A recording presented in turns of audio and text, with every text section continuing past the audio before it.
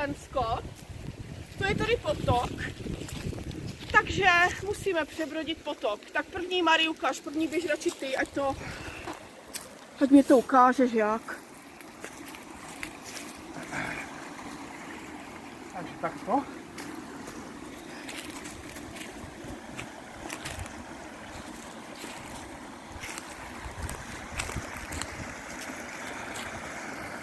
Hlavně tam nežochni. Nespadni.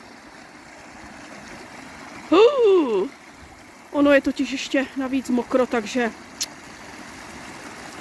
Ne! A už jsme ve vodě.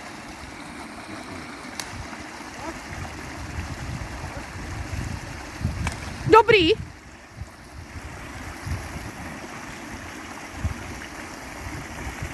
Dobrý je to.